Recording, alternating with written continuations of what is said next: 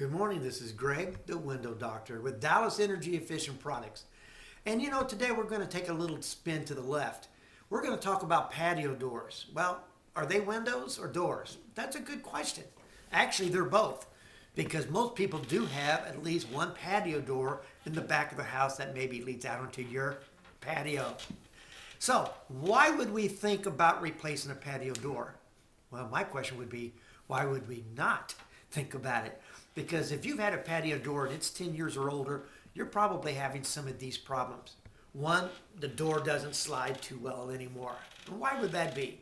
A lot of time a builder grade patio door uses plastic rollers in it. And over a period of time, when you're walking across that threshold in and out, you're tracking what? Dirt and other foreign objects get down on the threshold, and those bearings have to roll across the grit and the dirt and the sand. And pretty soon they're not round anymore. They get kind of flattened out. So now you're dragging that patio door closed rather than rolling it closed. The second problem you have is the lock system. In fact, it's pretty scary when you think about it, because for a lot of the old patio doors, they just have a single hook. And when you go to lock it and that lock flips up over top of it like that, that's all the lock that there is. So if a person puts a crowbar up under the corner of that and lifts up on it, what are they doing? They're just lifting that latch up off that lock and it rolls the door open. So there's not a lot of security, because there's a U-track above it that allows that panel to be lifted up to be taken out. So there is play in that door.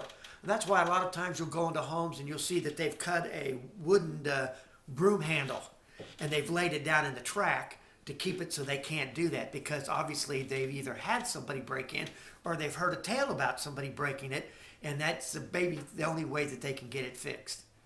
And another thing is the amount of glass in a patio door. It's a lot of glass, and you're still losing a lot of energy through that opening. So what are some of the choices that we have? The newer, more modern patio doors today, if you want to go back with a sliding patio door, have steel or brass bearings on the bottom, rollers, that are going to hold up for a much longer period of time. Plus, they have dual locks on the sides to make sure you can't lift the door up and pop it off the lock system, so that prevents that. And of course, the windows today have the low E3 with argon gas with a solar heat gain of 20 to 25, which is a substantial improvement over the clear glass patio doors that are put in there.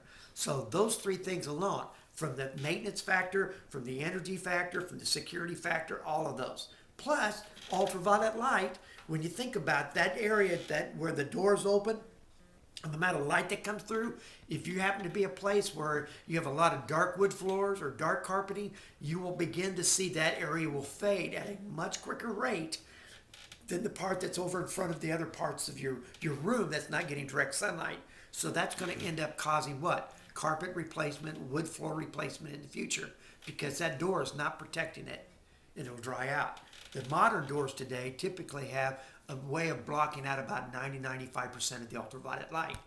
The last thing I would like to look at, it would be an option, is what about instead of just going back with a patio door at the time you replace it to upgrade these things we've talked about, what about if you converted it to a French door?